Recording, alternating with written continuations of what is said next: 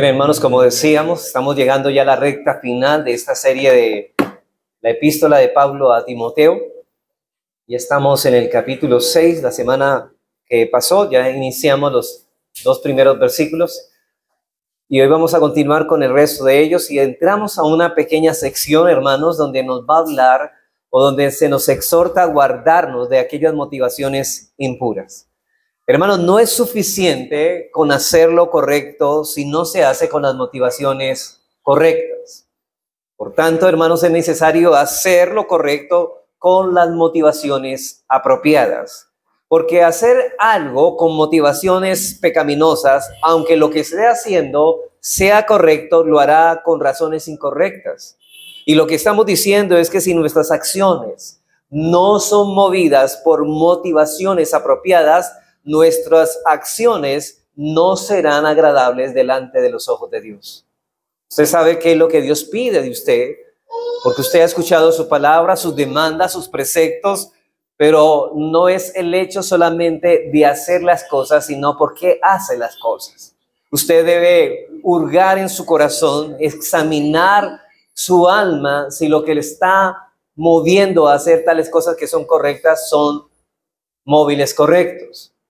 Algunos hermanos quizás puedan estar luchando con actitudes que anhelan cambiar. No obstante, hermanos, pueden darse cuenta cómo el tiempo transcurre y esas áreas pecaminosas que ellos saben que están mal continúan venciéndoles y ellos son conscientes que deben cambiar en esas áreas donde están mal, pero impotentes ven cómo el tiempo transcurre y no ven nada que cambia en ellos. Y creo que el punto, hermanos, la causa de esto es que no han cambiado las actitudes, sus motivaciones siguen siendo las mismas.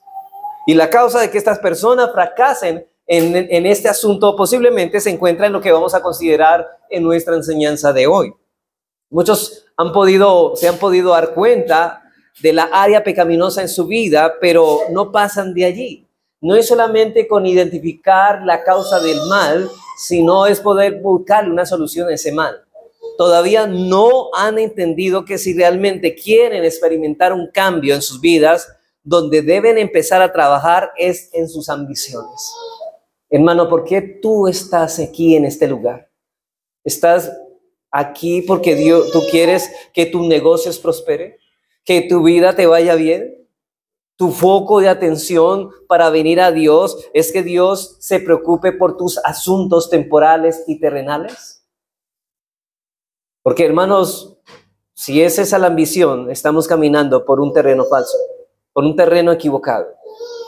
Si tú estás aquí para que tu vida te vaya bien en este mundo y buscando la comodidad de este mundo, tus ambiciones son malas, tus motivaciones son impuras. Por eso lo primero que debemos evaluar en nuestras ambiciones es decir, aquellas motivaciones que determinan a dónde vamos a llegar, debemos examinarlas porque si la fuente no es purificada, nada de lo que brote de ella será puro. Lo que estoy diciendo es, si lo que te mueve a hacer lo que Dios manda hacer, si no lo haces con las motivaciones apropiadas, lo que haces correctamente es abominable a los ojos de Dios.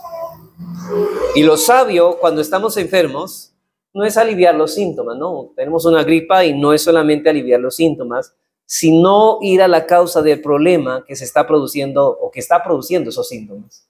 Sé que un buen médico nunca su propósito es aliviar, simplemente aminorar o quitar los síntomas, sino ir a la causa que está produciendo esos síntomas. No es curar los efectos del cáncer, es ir a ese tumor y extirparlo. Es decir, es ir a la raíz del problema. Y hermanos, quizá usted ve que su vida cristiana no es como debería ser y es porque usted tiene motivaciones inapropiadas. Y la pregunta que usted debe hacerse en esta mañana es ¿por qué usted está aquí? ¿Qué lo movió a estar en ese lugar? ¿Por qué usted no frecuenta tanto la iglesia? ¿Por qué usted no vive como debería vivir? O si vive las cosas, ¿por qué las hace con esas motivaciones? En el Salmo 86, 11 al 13, dijo el salmista, enséñame, oh Jehová, tu camino y caminaré yo en tu verdad. Afirma, y aquí la palabra es unifica mi corazón para que tema tu nombre. Y esta unificación que habla el salmista quería dirigir su corazón a un solo objetivo para temer a Dios. Es decir, que nuestras motivaciones primeramente deben brotar de un temor hacia Dios, porque le tememos, porque tenemos reverencia y respeto a Él. Nuestro problema es que queremos corregir algunas áreas pecaminosas en nuestras vidas, pero nuestras motivaciones son incorrectas. Pero el salmista anhela que Dios ponga en consonancia su corazón con una motivación pura para poder temerle. Hermanos, es decir, que si no vivimos una vida centrada en Dios, en que nuestra ambición sea Dios, entonces no brotarán de nuestra vida realmente las motivaciones apropiadas. Una cosa lleva a la otra. Es decir, es lo que estoy diciendo, hermanos, es que si nosotros no estamos, nuestra vida no está centrado en Dios y su gloria, no está centrada en la gloria, en la extensión de su reino, entonces estamos teniendo motivaciones impuras. Y lo que necesitamos es que lo que hacemos esté en consonancia con las intenciones que tenemos. Cristo dice así en las bienaventuranzas, en Mateo 5:8, habla de los verdaderos creyentes y dice, bienaventurados los de limpio corazón, porque ellos y solamente ellos verán a Dios.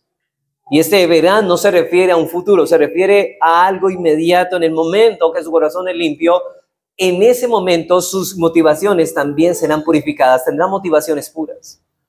Ser limpio de corazón es básicamente una pureza que alcanza el corazón, que es el centro de toda la personalidad nuestra. Y aquí la palabra limpio viene de la palabra griega kataros, que se usaba para hablar de los metales purificados en los que se habría removido toda impureza. O sea, lo que nos está diciendo es que si queremos que las motivaciones puras broten de nuestro corazón para hacer las cosas correctas de la manera correcta, entonces Dios debe purificar nuestro corazón. Dios debe purificar la fuente. Y lo que se quiere decir es que no debe haber nada en esa sustancia que sea extraña o ajena a la naturaleza que lo componen. Eso es lo que yo quiero decir. Por ejemplo, ¿qué es lo que hace que el oro sea puro? Que no hay nada que sea distinto a lo que es el oro. Por ejemplo, el oro es puro cuando no está mezclado con otros metales. Es oro porque posee únicamente lo que se supone que el oro debe poseer. Por ejemplo, cuando hablamos del aire puro, el aire es puro cuando no está contaminada o contaminado con otras sustancias, y lo mismo podemos decir del agua o de cualquier otra cosa. Así que un corazón limpio es el que ha sido purificado, donde se ha removido todas las motivaciones impuras. Y Cristo dice que si una persona posee un corazón limpio, esa persona verá a Dios en todo lo que hace. Noten esto, verá a Dios en todo lo que hace. ¿Qué quiere decir esto? Que ella podrá identificar, discernir qué es lo que quiere Dios para agradarle, cuando sus motivaciones son puras. No es suficiente con hacer lo correcto, debemos hacerlo o tener un objeto de devoción que es Dios. Es decir, si no tenemos todo lo que hacemos centrados en Dios, estamos fracasando en nuestra vida cristiana. Y una vida centrada en Dios, entonces todo lo que haremos, lo haremos con motivaciones correctas si nosotros estamos centrados en Dios. Y yo he dicho en otra serie de enseñanzas, hermanos, ¿qué es lo que produce esa vida de devoción, de centrada y que busca agradar a Dios? Eso producirá temor, amor y deseos por Dios. Por eso es que Dios promete a todos los miembros del Nuevo Testamento en Jeremías 32-39, noten lo que Él promete a los miembros de la Iglesia Universal, a los miembros del nuevo pacto. Él dice, y les daré un corazón y un camino para que me teman perpetuamente. Noten que ese corazón brota una motivación correcta. ¿Y cuál es? El temor a Dios. O sea que todo lo que estas personas hacen, el verdadero creyente, hay una motivación. Tememos a Dios. Sabemos que Dios conoce lo más recóndito de nosotros, y nosotros en ese temor, sabiendo que estamos delante de los ojos de aquel que es santo y puro todo el tiempo, aún nuestro pensamiento lo guardamos porque sabemos que Dios es digno de nuestra obediencia, pero también de nuestra rectitud. No es suficiente ir por el camino, sino con el corazón correcto. No solo debemos obedecer a Dios, a lo que Dios nos ordena, sino hacerlo con las motivaciones apropiadas. Usted puede leer la Biblia, puede orar, puede hacer esta cosa, pero dígame dónde están sus motivaciones. ¿Qué es lo que busca usted? ¿Cuáles son sus metas al hacer esto? Porque hoy se ha enseñado, y muchos que profesan la fe, su idea es porque yo quiero que el Señor me bendiga materialmente. Y eso es una motivación impura. Su ambición no es la vida de agradable a Dios, sino su ambición está en tener los bienes ajenos, es el deseo por ser rico, y la vida, Jesucristo mismo dijo que la vida del hombre no se satisface por los bienes que posee. De hecho, desear ser rico es pecado. Ambicionar, tener bienes materiales y amasar grande fortuna es pecado, es codicia. Y es una motivación. Y muchas personas están buscando a Dios no por agradarlo, sino por lo que Dios puede darles en sus cosas materiales. Mateo 6:22 lo dice así, de una manera que el Señor lo dijo clara, y es que la lámpara del cuerpo es el ojo. Así que si tu ojo es bueno, y aquí la palabra si tu ojo es bueno es simple o sencillo, todo tu cuerpo estará lleno de luz, pero si tu ojo es maligno, todo tu cuerpo estará en tinieblas. ¿Y a qué se refería el Señor con el ojo? Bueno, se está refiriendo a dónde ponemos nuestra mirada. Hermanos, lo que está diciendo, si tu ojo es simple, si nuestra mirada solamente está en el cielo y en Dios, ese ojo es bueno, pero si nuestros ojos están repartidos en el cielo y en la tierra, ese ojo es malo y no está lleno de luz. No ha entendido, y la palabra lleno de luz significa que ese corazón ha sido lleno de entendimiento, entiende que realmente lo que vale la pena son las cosas celestiales e ignora las cosas terrenales, porque él entiende que sus riquezas verdaderas están en los cielos. Es como lo mismo que dijo Pablo en Colosenses 3:1, haced morir lo terrenal en vosotros y buscar las cosas de arriba donde está Cristo. Hermanos, mira para un solo lado. No quieras lo mejor de los dos mundos. Usted quiere estar en la iglesia, pero también en la vida mundana, y quiere obtener los bienes del mundo, de este mundo, y también los celestiales. No se puede servir a dos señores. Mira para un solo lado. No enfoques el cielo y el mundo al mismo tiempo, el pecado y la santidad al mismo tiempo, pero si enfocas hacia un solo lugar, todo tu cuerpo estará lleno de luz, es decir, de entendimiento. Y aún aquellos que tienen un ojo simple son tentados a mirar a otro sitio. Los cristianos, hermanos, somos tentados muchas veces a ir detrás de los bienes materiales de esta vida, a los placeres terrenales. Pero ese ojo ha tomado la determinación de buscar la gloria de Dios por encima de todas esas cosas, y cuando se da cuenta de que se ha extraviado de su propósito, vuelve a Dios en arrepentimiento y continúa luchando por mantener el foco de su atención en las cosas de arriba. Así que entonces tener un corazón puro es tener un corazón unificado, un corazón que no está dividido entre dos cosas, sino un corazón que se enfoca en una sola cosa, y esa cosa es agradar a Dios, glorificar a Dios, porque ese es el disfrute del verdadero hombre creyente. Por eso el contexto de Mateo 6, de hecho el texto que sacamos cuando Cristo dijo del ojo, el contexto de Mateo 6 es hacer lo que hacemos con motivaciones correctas. Noten lo que dice el versículo 2, porque aquí está hablando de que no es lo que hacemos, sino cuando hacemos las cosas con las motivaciones correctas que debemos hacerlas. Por ejemplo, en los versículos 2 al 4, dice, cuando pues des limosnas, no hagas tocar trompeta delante de ti como hacen los hipócritas en las sinagogas y en las calles. Note eso, ¿cuál era la ambición de ellos? Para ser alabados por los hombres. Ellos anhelaban popularidad, ellos ambicionaban la aprobación y el aplauso de los hombres. Pero sigue diciendo Cristo más adelante, dice, si no, hazlo en secreto para que tu Padre que ve en lo secreto te recompense en público. Es decir, no busques agradar a los hombres, busca agradar a Dios. Tu ambición no se trata de buscar tu popularidad, tu ambición debe ser buscar que Dios sea honrado y glorificado en lo que haces. Pero esos hombres estaban buscando otra cosa que es distinta a la que el verdadero cristiano debe tener. ¿Qué es lo que nos debe mover a hacer las cosas? A agradar a Dios. Y en los versículos 5 y 6 de ese capítulo al 6 nos dice lo siguiente: y cuando ores, no seas como los hipócritas, porque ellos aman el orar en pie en las sinagogas y en las esquinas de las calles. ¿Sabe para qué? Para ser vistos por los hombres. Buscan otra vez la gloria de los hombres. Hermanos, muchas personas, ¿por qué quieren tener mucho dinero o popularidad? Ellos quieren ser aplaudidos por los hombres, buscan la gloria de este mundo. Pero mire lo que dice el Señor: si no, ora a tu Padre que está en secreto, para que tu Padre que ve en lo secreto te recompense en público. ellos buscan la gloria de Dios. El verdadero cristiano busca la aprobación de Dios. Y en los versículos 16 al 18 dice: cuando ayunéis, no seáis austeros como los hipócritas, porque ellos demudan sus rostros para mostrar a los hombres que ayunan, sino que ayuna, note eso, que ayuna para Dios. Ayuna para Él. Noten que todos esos textos nos están diciendo tus motivaciones no buscan agradar a los hombres ni a ti mismo. No te busques agradar a ti mismo.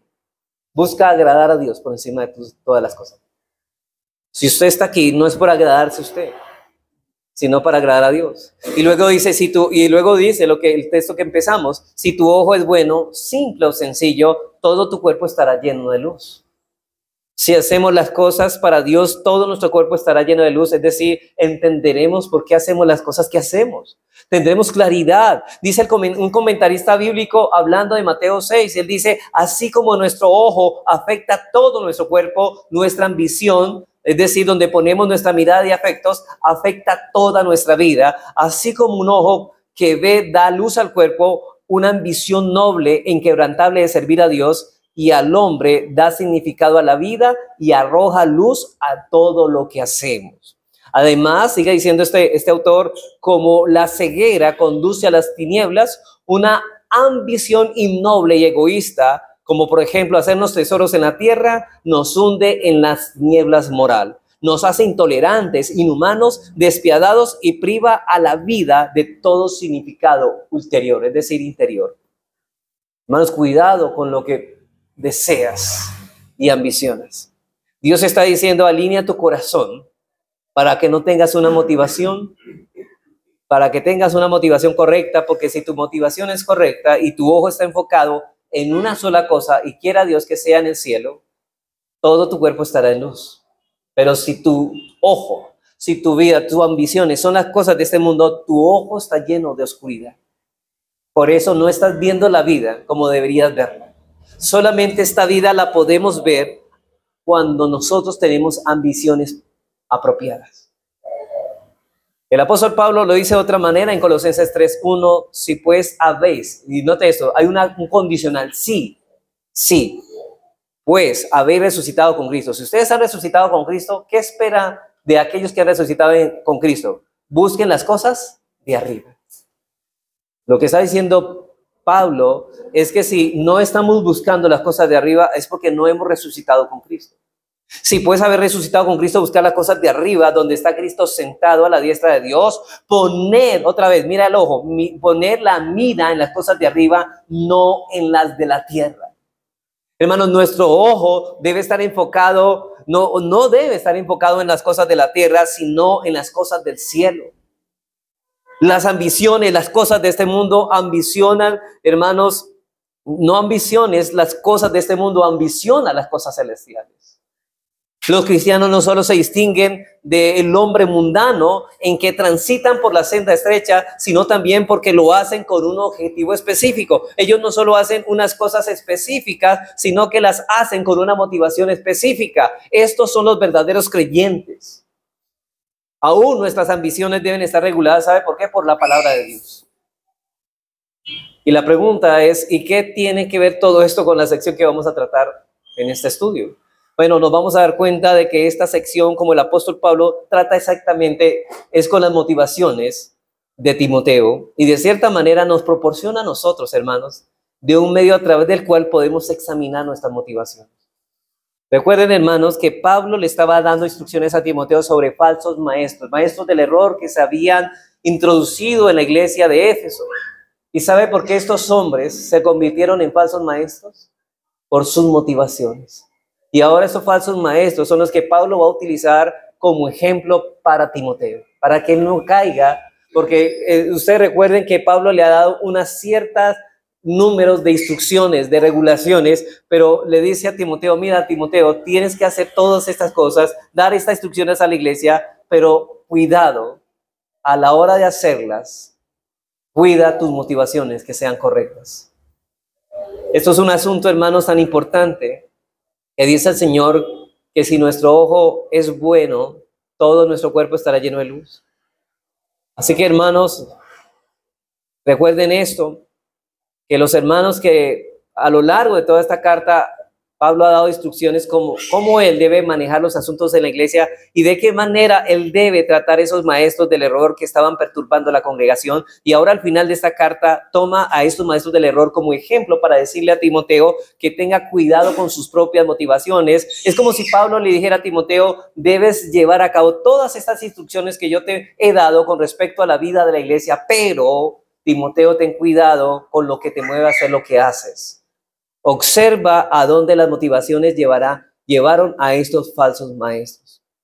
Por eso es que para el desarrollo de nuestra enseñanza veremos bajo 3 encabezados. En primer lugar, en el versículo 3 veremos la evidencia de poseer motivaciones incorrectas. La evidencia de poseer motivaciones incorrectas. En segundo lugar, en los versículos 4 al 5, veremos la naturaleza de esas motivaciones incorrectas. Y en tercer lugar, esto no lo alcanzamos a ver hoy, pero la próxima lo veremos. En tercer lugar, veremos cómo guardamos las motivaciones o cómo guardarnos de esas motivaciones impuras.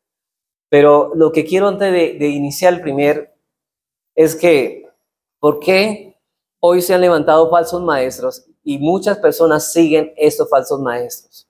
¿Por qué se han desviado de la verdad? Porque ellos tienen su foco en las cosas de este mundo. Y precisamente esos falsos maestros les enseñan que se enfoquen en las cosas mundanas. Por eso les agrada escuchar a estos hombres. Y aquí Pablo nos va a regular esto. Veamos en primer lugar, hermanos, las evidencias de poseer motivaciones impuras. Versículo 3. Las evidencias de poseer motivaciones impuras. Dice, si alguno enseña otra cosa y no se conforma a las sanas palabras de nuestro Señor Jesucristo y a la doctrina que es conforme a la piedad.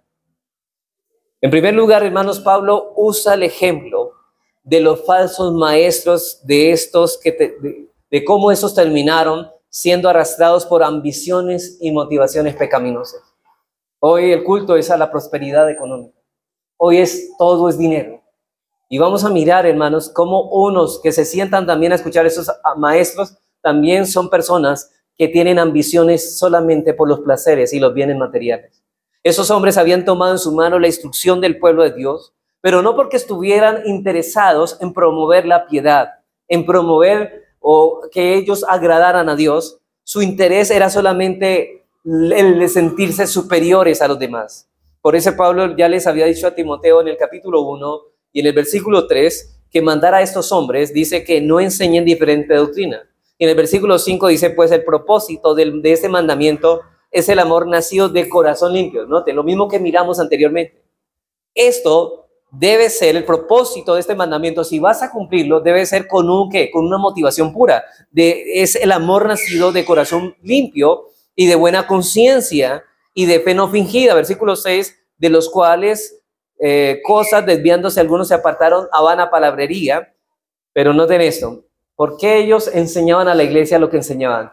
Queriendo ser doctores de la ley sin entender ni lo que habla ni lo que afirma.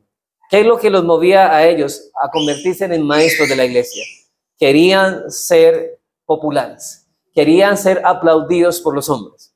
Ellos anhelaban ser doctores de la ley, lo cual no es malo, hermanos. Sin embargo, las motivaciones que los movían a desear tal cosa no eran correctas. Ellos querían sentirse superiores a los demás, por eso querían ser doctores de la ley y también que les llaman rabí, la misma motivación impura que tenían los fariseos, ¿se acuerda? Detrás de esta apariencia de piedad se hallaban motivos impuros en busca de poder y autoridad en la iglesia. Usted va a conocer a un falso maestro, hermanos, porque este hombre quiere sentirse superior a los demás. Él siente un aura de superioridad sobre los otros. Como la doctrina de Dios no fue diseñada para promover la popularidad de sus maestros, sino la piedad de la iglesia, entonces, ¿qué hacen estos hombres? Pues estos maestros terminan desechando la sana doctrina. Ellos empiezan enseñando la palabra de Dios, pero cuando se percatan que la palabra no fue diseñada para promover su popularidad, ¿sabe qué hace? La desecha. Esto fue precisamente lo que ocurrió en los fariseos. Hermanos, eso es lo que encontramos en nuestra época. ¿Por qué hoy están predicando muchas cosas distintas a la Biblia? Porque estas cosas para ellos no satisfacen su popularidad que ellos buscan. Ellos buscan dinero, ellos buscan popularidad, ellos no buscan piedad, ellos no buscan agradar a Dios. Esto fue precisamente lo que Cristo criticó de los fariseos en Mateo 23:5. Dice así: antes hacen todas sus obras para ser vistos por los hombres, pues ensancha sus filacterias y extiende los flecos de sus mantos, y ama los primeros asientos en las cenas y las primeras sillas en las sinagogas y las salutaciones en las plazas, y que lo llamen rabí, rabí. Ellos amaban la popularidad. Sigue diciendo Jesús: pero vosotros no queráis que os llamen rabí, porque uno es vuestro maestro, el Cristo, y todos vosotros sois hermanos. Y no os llaméis Padre vuestro a nadie en la tierra, porque uno es vuestro Padre, el que está en los cielos, ni seáis llamados maestros, porque uno es vuestro Maestro, el Cristo. Ahora, yo me pregunto, hermanos, usted dirá, ¿eso significa que si llamamos a alguien maestro, o un hijo llama a su padre, a su primogenitor, está pecando? No, no estamos diciendo eso. Eso no es lo que está diciendo el Señor. No, eso no es lo que significa. Más bien, lo que quiere decir esto es que aquellos que se levantan como maestros, en el sentido de que creen que tienen autoridad para dar regulaciones a otra persona conforme a lo que ellos creen. Note que estoy diciendo conforme a lo que ellos creen, no lo que dice la Biblia, sino conforme a lo que ellos creen, es decir, conforme a su propia opinión y no conforme a la voluntad de Dios. Estas personas tienen motivaciones apropiadas. En ese sentido, dice Cristo, solo hay un maestro, que es el Señor Jesucristo. Y recuerden que en ese mismo sentido es que el único maestro, y ya lo hemos explicado en otros versículos anteriores, Cristo ha dado a la iglesia pastores y maestros. Y como dice, por ejemplo, en Efesios 5:11, a unos constituyó apóstoles, profetas, evangelistas, pastores y maestros. Dios mismo ha dado esos dones a la iglesia, ha dado maestros. Y en Romanos 12:7 dice Pablo que el que enseña, enseñe, pero lo que está conforme a la voluntad de Cristo. Ese es el punto. Que estos maestros, ¿por qué se hacen maestros a sí mismos? Porque no enseñan lo que Dios manda, sino enseñan lo que ellos piensan que es correcto. ¿Y por qué hacen? Desechan la sana doctrina y enseñan lo que ellos quieren enseñar para promover su popularidad y para que la gente le dé lo que ellos quieren tener. Por eso usted ve tanta ostentación de estos hombres y tanto dinero que manejan. Porque precisamente su ambición no es agradar a Dios, no es la vida de piedad. Su doctrina no es conforme a la piedad, es conforme a su propia ambición, y por eso tuercen las escrituras para engañar y engañar a otros también. Ellos mismos se engañan de su propio corazón por su orgullo, pero también están arrastrando a muchos al error. Pero en segundo lugar, los maestros del error que menciona Pablo en Primera de Timoteo, como están buscando fama y popularidad, ¿sabe cómo? Terminaron desechando la sana doctrina. Versículo 3. Si alguno enseña otra cosa. Así terminaron enseñando ¿qué? Otra cosa. Y no se conforma a las sanas palabras de nuestro Señor Jesucristo y a la doctrina que es conforme a la piedad. Estos falsos maestros, en lugar de conformarse con las sanas palabras y a las doctrinas que es conforme a la piedad, terminaron enseñando otra cosa para promocionar su popularidad. Es decir, estos maestros del error están en desacuerdo con la integridad espiritual y la sana doctrina. El maestro de la verdad es el que abraza con entusiasmo la palabra del Señor Jesucristo, porque él sabe que esa enseñanza es la única que puede promover la piedad dentro de la iglesia, es decir, producirá motivos de querer agradar a Dios en la vida que viven estos hombres. Y es la última palabra, es la única palabra que edifica y que trae sanidad espiritual a los miembros de la iglesia, y su interés no es ser popular, sino que la iglesia sea edificada. Esto buscan los verdaderos maestros, los verdaderos pastores. Pero ellos anhelan masas. Ellos anhelan popularidad. La piedad siempre está unida a la verdadera doctrina. Hay personas que profesan ser creyentes, pero menosprecian la profundidad de la palabra. Dice, eso no hay que complicarse con tanta cosa. Por ejemplo, nosotros estamos hablando de la justificación y estamos haciendo una profundidad de esa doctrina, y hay personas que dirán, bueno, eso no es tan importante, pero es porque usted no quiere agradar a Dios. Si hubieran motivaciones apropiadas, usted entendería, yo quiero más, conocer más de esto. Pero entre más profundo llegue un creyente a conocer a Dios en su palabra, en esa misma medida ese creyente será fiel al Señor, y en esa misma medida ese creyente se conformará al carácter de Cristo. ¿Y sabe cuál es la ambición de un verdadero creyente? Ser igual a Cristo. Por eso desea la buena doctrina, la sana doctrina. Señor, quita todo lo que no se parece a ti y cultiva en mí, desarrolla en mí todo lo que se parece a ti. Por eso, en tercer lugar, es necesario señalar que estos síntomas o características se aplican no solamente, hermanos, con los que tienen la responsabilidad de enseñar la palabra de Dios en la iglesia, sino también para todos los miembros de una congregación. Se dirá, bueno, eso quizás es para los pastores. Pero una de esas motivaciones incorrectas, hermanos, es demasiada independencia y demasiada singularidad en los miembros. Hay personas que dicen, están escuchando la palabra fielmente predicada y dicen, sí, eso dice así, pero yo no creo que eso sea tampoco así. Sí, yo sé que eso es la palabra de Dios, pero no, yo voy a vivir mi vida a mi manera. O sea que ellos establecen su propio patrón para vivir la vida, desechan la palabra de Dios y quieren vivir conforme a lo que ellos piensan que está bien. O sea que realmente la verdad no está en la palabra de Dios, sino en lo que ellos piensan. Y el Señor dice, engañoso es el corazón. Ellos piensan que eso es lo que ellos dicen es lo correcto y lo que Dios dice, no, eso no es tan correcto. Hermanos, cuando vemos esto en una persona, algo extraño hay en esa persona. Y debemos guardarnos de esa actitud en nuestra vida cristiana.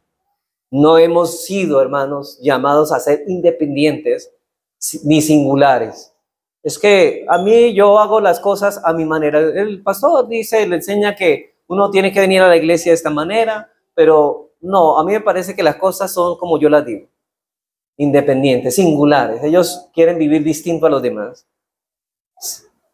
Y hermanos, y ellos no se conforman al diseño de Dios que está establecido en su palabra. Hay personas que dicen que no les gusta masificarse. Y es correcto, hermanos, porque eso se hace en las sectas. Pero cuando muchos hacen algo no es masificación. Si se hace con una motivación correcta, hermanos, ¿sabe cuándo se masifica uno? Cuando se llenan masas, cuando ellos no hacen las cosas con motivos correctos. Es decir, cuando una persona va a la iglesia porque todos los cristianos lo hacen, eso es masificarse, hermanos. Eso no es una motivación incorrecta. Yo no voy a la iglesia porque todo el mundo va el domingo a la iglesia. De hecho, ¿por qué todos, si usted se mira, hay una parte de la masificación y que muchas iglesias han tomado, muchos cristianos se han sido moldeados por eso? ¿Cuándo van a la iglesia solamente? ¿El domingo? En la mañana. ¿Por qué? Porque todo el mundo lo hace. Ahora, ¿quién dice que solamente es el culto de la mañana? No es Dios. Ellos han pensado que eso es así. Eso es masificarse. Ellos dicen que no se masifican, pero ellos mismos han tomado una actitud que, es que todo el mundo lo hace, entonces yo también lo hago. ¿Y por qué va a la iglesia? No, es que todo el mundo tiene que buscar a Dios el día domingo en la mañana. Y esa es la razón, pero ¿es bíblica? No es lo que Dios está mandando. Es decir, hermanos, ellos lo hacen con esa motivación y esta persona no lo hace por agradar a Dios y obedecer y tener comunión con el pueblo de Dios. Esa persona no lo hace, bueno, yo voy a deleitarme en la presencia de Dios. Dios ha prometido su presencia especial y qué mejor estar en la presencia de Dios y qué mejor estar agradándole a Dios en su presencia especial.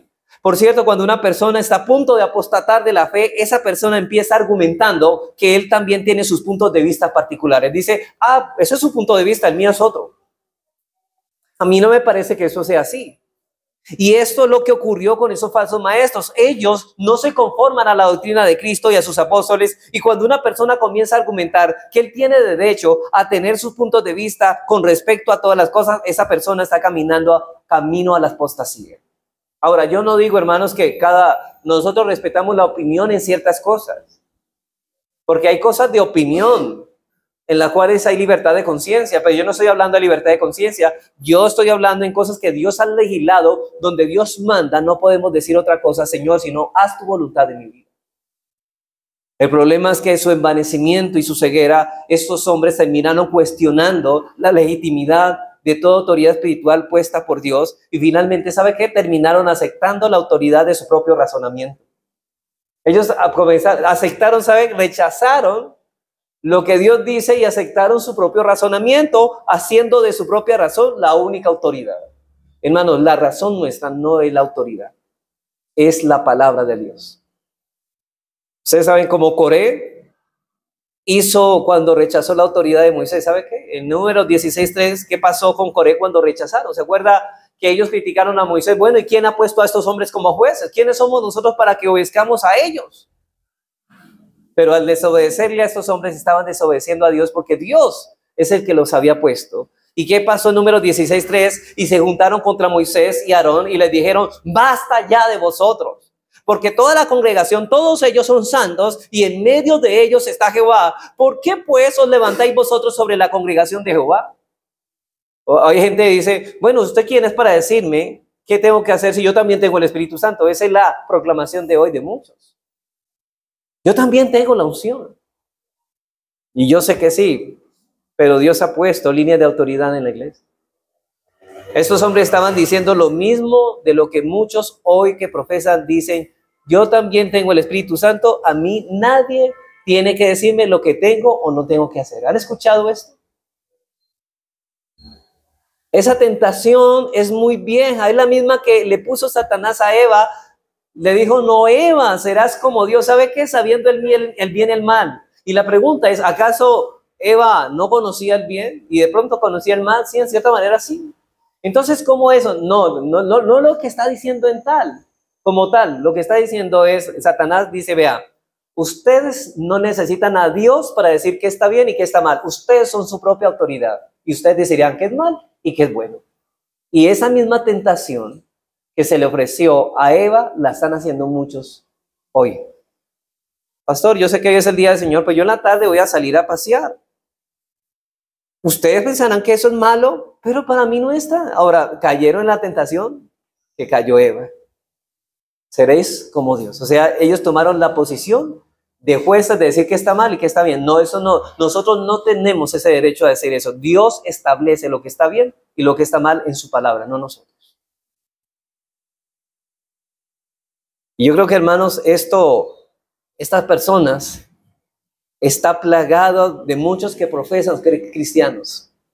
Esta persona tiene otras motivaciones. Pero cuando una persona, hermanos, tiene malas motivaciones, normalmente empieza con una extrema singularidad e independencia en todo lo que hace, porque él no encaja dentro del pueblo del Señor. Esa persona tiene otras motivaciones, tiene otras metas, no es la única evidencia, pero esta es la que se nos da en esta sección. O sea, hay muchas evidencias, pero una evidencia es esta, la singularidad y esa independencia de esa persona que quiere hacer las cosas a su manera. Yo recuerdo que una vez una persona le pregunté cercana a mí que no debería ayunar así, como ayuna, así Dios nos manda en su palabra. Y me contestó: es que yo ayuno a mi manera. Ya dijimos, cuando uno ayuna de una distinta manera, está haciendo con motivos que inapropiados. Y la otra motivación, poco o ningún interés en el pueblo de Dios. Mire, otra motivación incorrecta es que a las personas no les interesa para nada el pueblo de Dios. No le interesa conocer a los hermanos de la iglesia. Por ejemplo, cuando una persona no tiene como meta principal el reino de Dios y su justicia, a él no le interesa lo que le pase o le deje pasar a la iglesia. Él puede distanciarse y dejar de venir unos días y a él no le importa si la iglesia siguió o se acaba.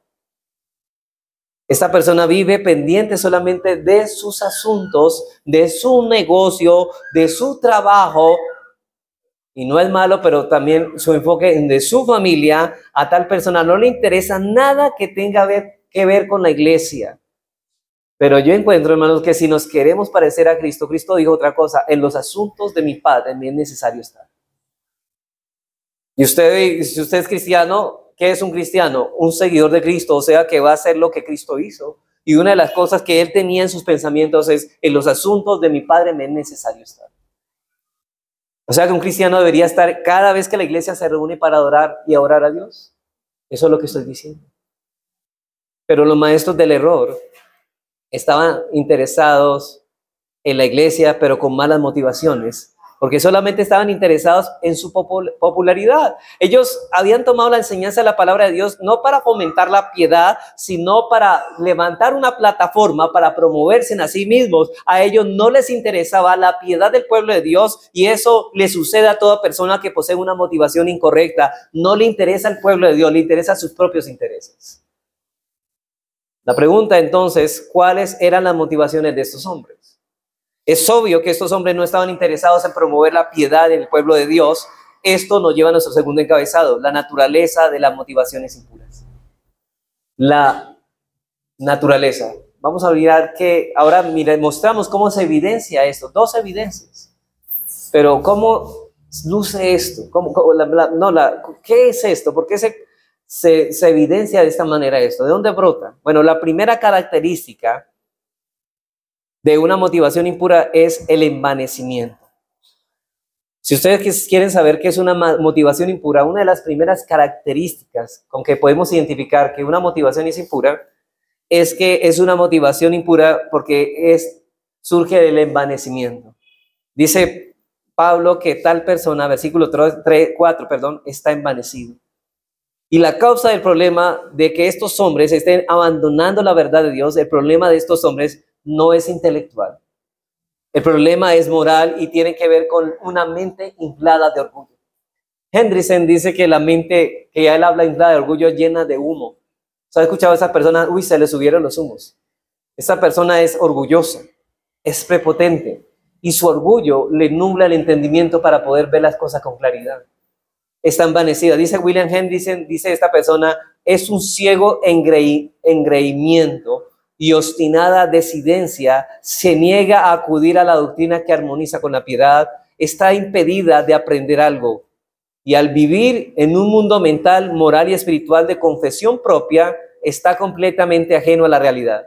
Si ves que por no conocer la realidad, por el orgullo que hay en él que lo niebla, él tiene una percepción de la realidad distinta. Él se ha imaginado el mundo de una manera distinta como realmente es. La gente ve la vida así. Muchas personas no ven la vida como realmente es. Y esta persona está envanecida y estas personas piensan que la palabra de Dios no es suficiente. Establecer nuestra enseñanza como algo superior a la palabra de Dios es el colmo, hermanos, de la arrogancia. Hermanos, pensar que somos más sabios que Dios, eso es nada más que arrogancia. Por eso dice Hendrickson de esta persona, al vivir en un mundo mental y moral y espiritual de confesión propia, está completamente ajeno a la realidad. Y Pablo describe a estos hombres como hombres muy envanecidos que no se dan cuenta que son unos ignorantes. Hermano, la ignorancia no es una persona bruta. No estoy hablando que estas personas tienen un problema mental. No estoy hablando de esto. Estoy hablando que estas personas, debido a su orgullo, no pueden ver las cosas como realmente son. Es que están tan orgullosos que ellos dicen es como yo digo y simplemente como yo digo, no más. Para ellos la última palabra no es lo que dice Dios, sino lo que dicen ellos. Dice Pablo, está envanecido. ¿Y sabe qué? Brota de esto, esta persona nada sabe. ¿Se acuerda que Pablo decía que estos hombres, pretendiendo ser doctores de la ley, ni entendiendo, ni saben lo que dicen, pero pretenden ser doctores? Tan envanecido está que él no sabe que no sabe. Ese es el problema del orgulloso, es que él no sabe que no sabe. Pero el que está convencido de que sabe, él está convencido de que sabe, toda su imaginada inteligencia, su pretendida erudición y su presunto profundo entendimiento cuenta como una simple necedad ante Dios. Dice Pablo, profesando ser sabios, se hicieron necios. ¿Y sabe por qué? Cambiaron la verdad de Dios por la mentira. O sea, su propia percepción, que es mentira, la cambiaron por lo que Dios dice que es verdad. ¿Por qué existe la evolución hoy? Porque personas cambiaron la verdad de Dios por la mentira. ¿Por qué gente cree que la tierra fue creada en millones de años cuando dice Dios que fueron creados en 6 días de 24 horas? Porque su mente está entenebrecida. Pero el hombre humilde, ¿sabe qué? No confía en su propia sabiduría. Dice Pablo de estos hombres que está envanecido, nada sabe y delira acerca de cuestiones y contiendas de palabras. Está envanecido, nada sabe y delira acerca de cuestiones y contiendas de palabras. ¿Sabe qué es delirar? Imaginarse un mundo de fantasía. Ellos viven en un cuento. Ellos se creen su propia historia. ¿Y sabe qué es lo más tremendo? Que se la creen. Que se la creen. Ay, las palabras nuestras tienen poder. ¿Quién dijo eso? Ellos piensan que las palabras de ellos tienen poder. Pero eso no es así. No han visto la realidad. Es decir, estos hombres andan en busca de cualquier detalle de la escritura en la cual pueden traer toda clase de conclusiones fantásticas para luego armar una discusión al respecto. Ellos mismos inventaron, ellos sacaron una interpretación y yo me imagino que esto es así. Ellos quieren sacar de la Biblia algo que sea medio raro para armar toda una historia y luego polemizar para defenderlo ella misma. Y ellos comienzan a delirar acerca de cuestiones y contiendas de palabras. ¿Se ha escuchado esos falsos maestros que hablan? Por ejemplo, una de las cualidades son de ellos. Y yo descubrí cuándo es la fecha del anticristo y quién es el anticristo en estos momentos. Y esa iglesia está llena. Pero no saben que este hombre simplemente es un necio que por su corazón envanecido está enseñando algo que ni siquiera la Biblia está hablando. Simplemente la gente quiere escuchar estas cosas, ¿no? Porque ¿qué es lo que busca satisfacer? Su curiosidad. Y precisamente esos falsos maestros, como ellos quieren popularizarse y eso atrae las mentes curiosas y carnales, entonces dice, wow, aquí es el punto, aquí es el campo, el área donde yo debo trabajar. Yo he escuchado a varios conferencistas, ellos se hacen llamar pastores, conferencistas, y casi todas sus discusiones son temas de apocalipsis. Hace 20 años no se había descubierto quién era el dragón. Ahora él descubrió que era China y toda esta cuestión. Y la gente, wow. Y ellos hablan, y yo tuve contactos con hombres de la NASA.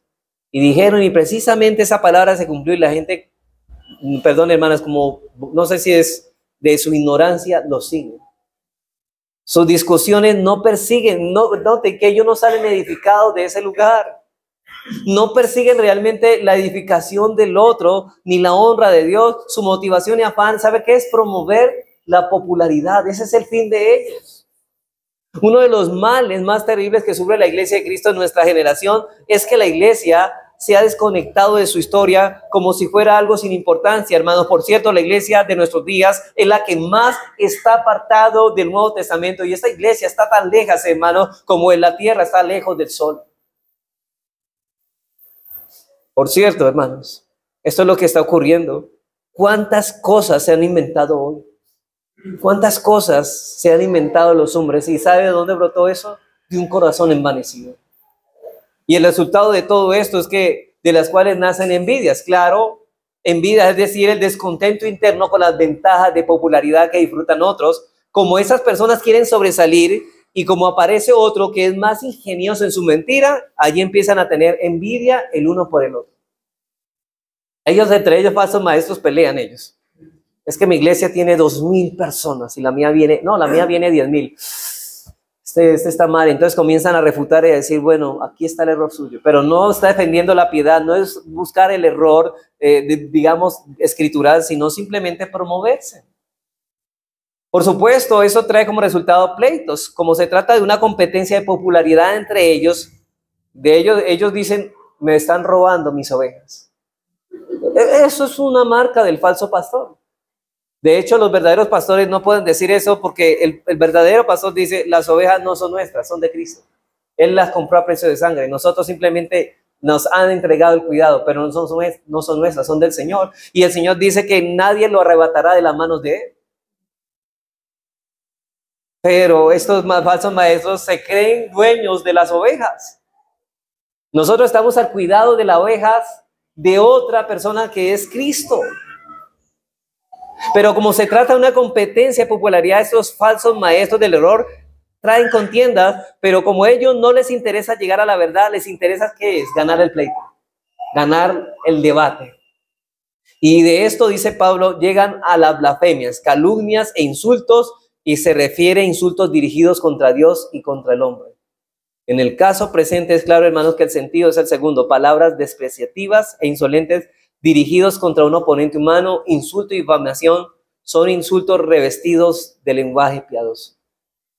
De hecho, hermanos, estos hombres no dirán palabras blasfemias y groserías así directamente, pero ellos siempre dicen, ustedes de los anabautistas, de esa herejía.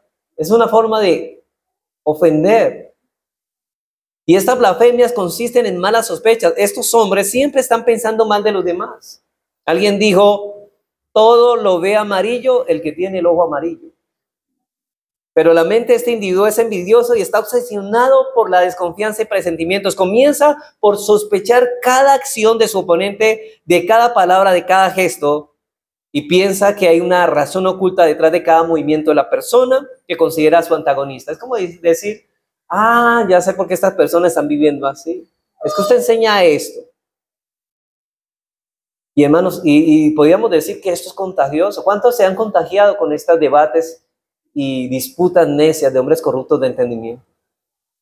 Y a esto le sigo las disputas necias, cuando el dispensador de novedades enojado vuelve a encontrar a su oponente para discutir otras cuestiones religiosas, toma una de dos actitudes: echa chispas y fuego por los ojos, o arde por dentro, pero simula tranquilidad por la aparente impenetrabilidad de su conducta. Ellos tienen apariencia de piedad, pero por dentro están que arden. Ellos están envueltos en sus pasiones, sin embargo, hierven por dentro, está irritado con el deseo de vengarse y está agitado, convulsivamente, sediento de sangre. Y Pablo desea impresionar tanto la mente de Timoteo, hermanos, como las nuestras, para darnos a entender a dónde lleva el orgullo y el envanecimiento que llevó a estos hombres. Y no, como vuelvo a reiterar, hermanos, no se aplica esto solamente a los falsos pastores, sino a muchos falsos creyentes.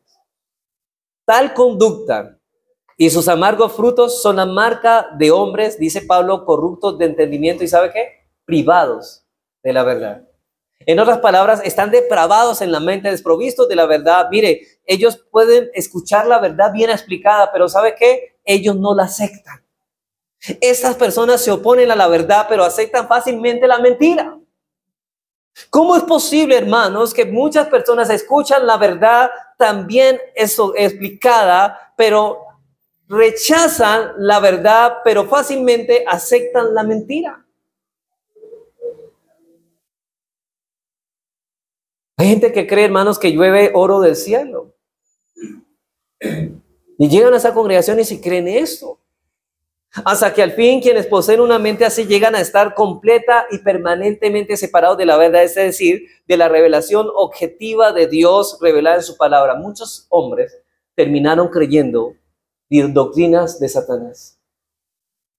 Son personas, hermanos, que se han colocado fuera del alcance de la verdad. Y, hermanos, ¿sabe qué? Como ellos rechazaron la verdad y aceptaron la mentira fácilmente, porque la rechazan, pero fácilmente aceptan las mentiras que otro viene a decir. Son personas que se han colocado fuera del alcance de la verdad debido a su envanecimiento y debido a su orgullo, porque ellos siempre creen que tienen la razón en lo que dice, se creen más sabios que Dios y por eso rechazan los mandamientos. Pero va a llegar un tiempo en que su corazón está tan endurecido que ya no hay nada que hacer. Ya no habrá nada que hacer para esa persona.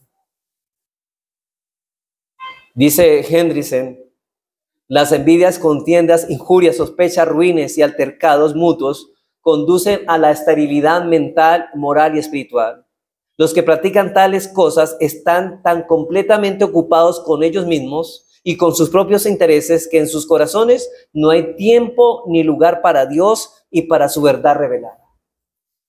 Hermanos, ellos asisten a la iglesia, pero su preocupación no son los asuntos de Dios, sino sus propios asuntos. Señor, yo vengo aquí para que me arreglen mi negocio, para que me arreglen mi matrimonio, pero el asunto no es servirle a Dios y extender su reino. Pues por eso es raro que la segunda característica de esa mala motivación, aparte del envanecimiento, ¿sabe cuál es? El amor al dinero.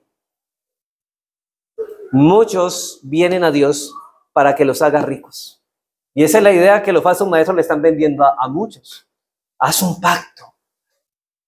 Haz una primicia, el Señor te dará 100 veces lo que tienes. Y ellos movidos, no tienen la motivación por la codicia, creen todo esto y piensan que están agradando a Dios. Y escuchan a esos falsos maestros porque lo que le interesa a ellos es su bienestar temporal. Los bienes de este mundo. Ellos tienen los ojos puestos en las cosas de esta vida. Esta es la segunda característica de las motivaciones impuras, el amor al dinero. Aunque yo voy a hablar el domingo próximo más de esto, y dice Pablo en el versículo 5 que estos falsos maestros toman la piedad como fuente de ganancia. Estos no solo son hombres envanecidos en la motivación principal, su popularidad no solamente es el aplauso de los hombres, sino que además son hombres codiciosos de bienes materiales. Estos hombres practican una piedad exterior con el fin de hacerse ricos, no solamente con el fin de ganarse la vida. Estos no ven la piedad como una ganancia en sí misma, sino que toman la piedad como fuente de ganancia. ¿Escuchó lo que les dije? Ellos no ven la piedad como ganancia. Para el creyente verdadero, la piedad es mucha ganancia y ya estamos contentos. Pero este hombre, el falso maestro y el falso creyente no le basta. Él dice, no, la piedad va a ser el medio en el cual yo voy a tener lo que quiero. Para mí, la piedad no es ganancia, sino el medio para obtener la ganancia. Por cierto, esta es la motivación de todo falso maestro. Hermano, y hay algo que usted va a encontrar. En una iglesia, un falso maestro, o sea, ¿cómo identificamos un falso maestro? Todo lo que hace lo cobra. Vamos a dar un estudio bíblico, 500,000 pesos. Vamos a dar un encuentro, 80,000 pesos. Un falso maestro, todo lo que hace lo cobra. ¿Qué dijo Dios?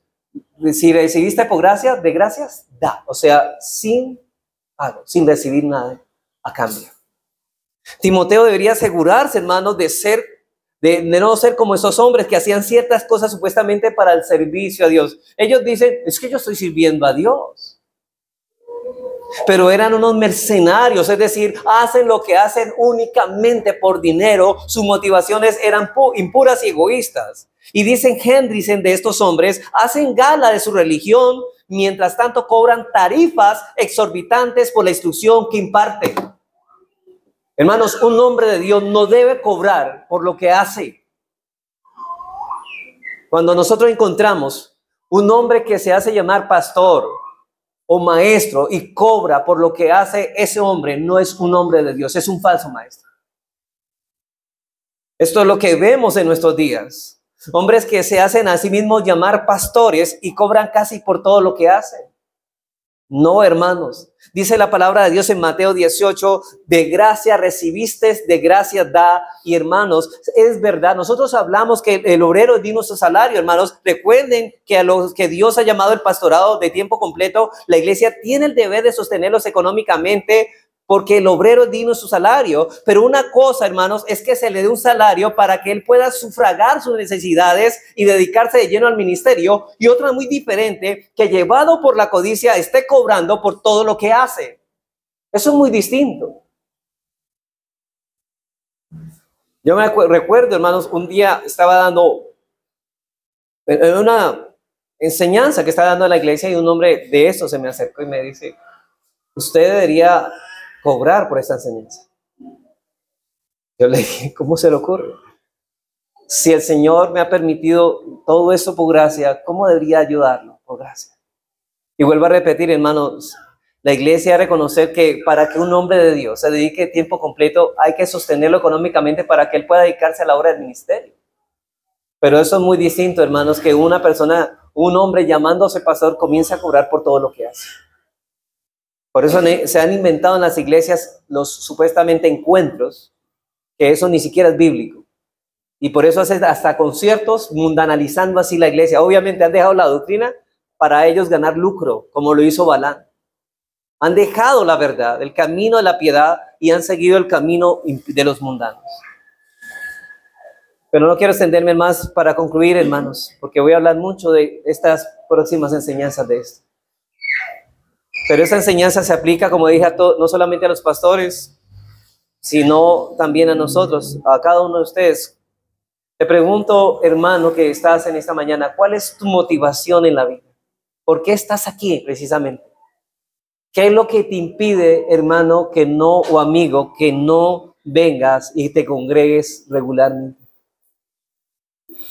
¿Cuál es la meta que persigues en tu vida? ¿Cuál es tu objetivo? ¿Agradar a Dios o buscar tu propio deleite? ¿Buscas a Dios para satisfacer tus propios deleites? ¿O buscas a Dios por agradarle a Él? No buscas agradarte a ti mismo. ¿Quieres popularidad? ¿Quieres que te reconozcan por lo que haces? De hecho, hermanos, en esas iglesias hay una pelea porque todo el mundo quiere estar en un púlpito, ¿cierto? Todo el mundo quiere estar visto.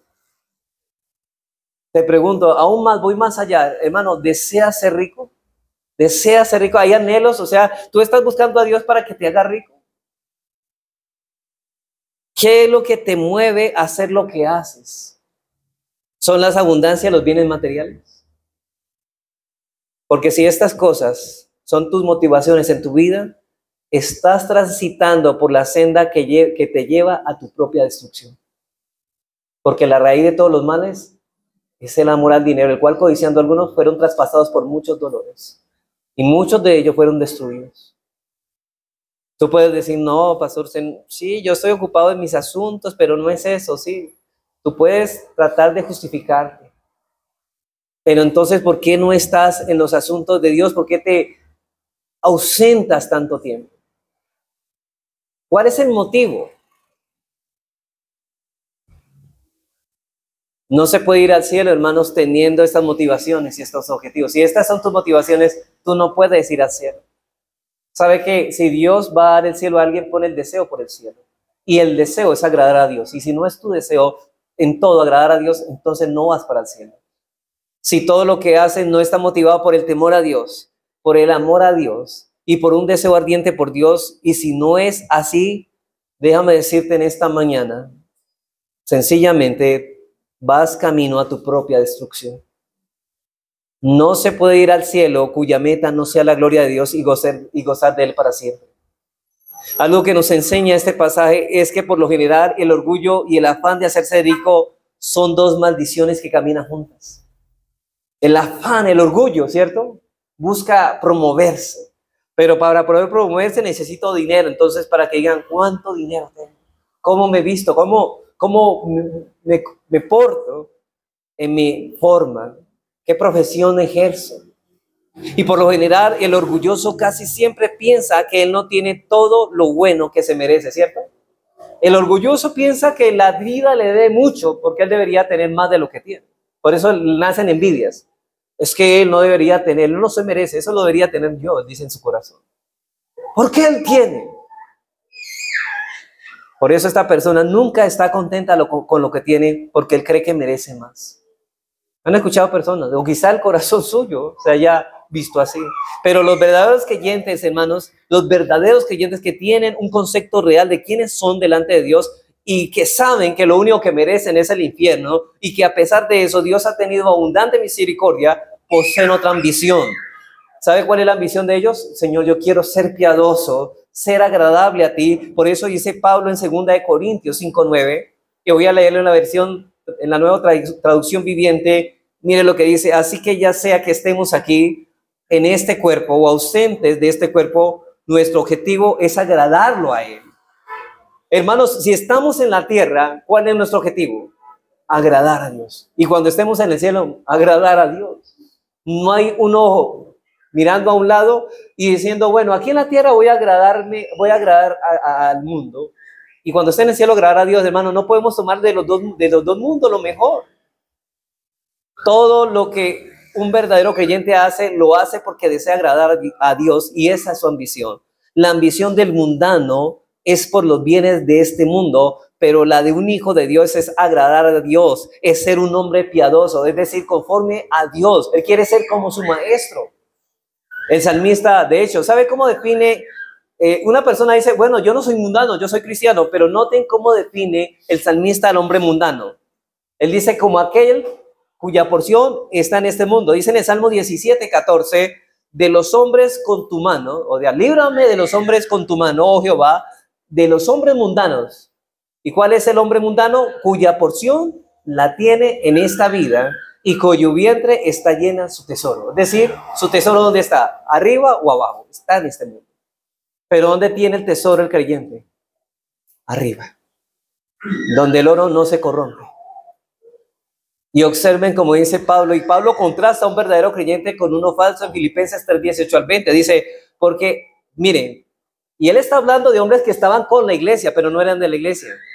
¿Y cómo sabía que eran falsos creyentes? Por sus malas motivaciones. Pero miren lo que dice Pablo, por ahí, dice Filipenses 3:18-20, porque por ahí andan muchos, no eran pocos, eran muchos, de los cuales os dije muchas veces, y aún ahora lo digo llorando, que son enemigos de la cruz. ¿Y sabe por qué son enemigos de la cruz? Porque el que es amigo de la cruz se niega a sí mismo. Y estos hombres no están dispuestos a negarse a sí mismos. Qué penas, pero yo no voy a hacer lo que no quiero hacer. Son enemigos de la cruz. No están dispuestos a morir a sus propios deseos. No están dispuestos a morir a su propia vida, sino que ellos siguen, no, mi vida la vivo a mi manera. Esos hombres son enemigos de la cruz. Pablo le llama a estos hombres. Versículo 19, el fin de las cuales será perdición, cuyo Dios es el vientre y cuya gloria es su vergüenza, que solo piensan en lo terrenal, dice Pablo. Pero mire el contraste que dice Pablo, mas nuestra ciudadanía está en los cielos, de donde también esperamos al Salvador, al Señor Jesucristo. Hermanos, los enemigos de la cruz aman al mundo y las cosas que están en el mundo. Ellos tienen un corazón puesto en las cosas terrenales, pero el verdadero creyente, su ambición es agradar a Dios, como lo expresa el salmista en el Salmo 73, 25, ¿a quién tengo yo en los cielos, sino a ti? Y fuera de ti, note esto, fuera de ti, nada deseo en la tierra. Su ojo solamente está en los cielos. Y nada en esta tierra, no tengo ojos para esta tierra, nada deseo aquí en la tierra. Mi carne y mi corazón desfallecen, mas la roca de mi corazón y mi porción es Dios para siempre. El salmista está diciendo, Señor, yo te ambiciono a ti, te quiero a ti, porque si tengo a ti, lo tengo todo. Mientras que la porción del verdadero creyente es Dios mismo, la porción del falso creyente, el mundano, son los bienes de este mundo. ¿En dónde te encuentras tú? ¿En dónde está tu corazón? Porque donde está tu corazón, allí estará tu tesoro. ¿Cuál es tu tesoro? ¿Las cosas de esta vida o las cosas del cielo? Pero recuerda que el tesoro de esta vida se enmohecerá y dejarán de existir y serán destruidas. Dice Pedro que todas las cosas serán destruidas y serán fundidas.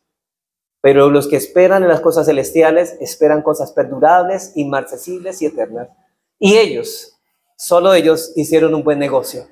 Pero los que siguieron las cosas de este mundo y los bienes materiales, ¿sabe qué terminan diciendo al final de los tiempos? Todo fue un fracaso. Me dediqué a cosas que realmente no llenaron mi alma y terminé con las manos vacías en un infierno eterno. Porque ni una gota de agua tendrán para saciar su sed.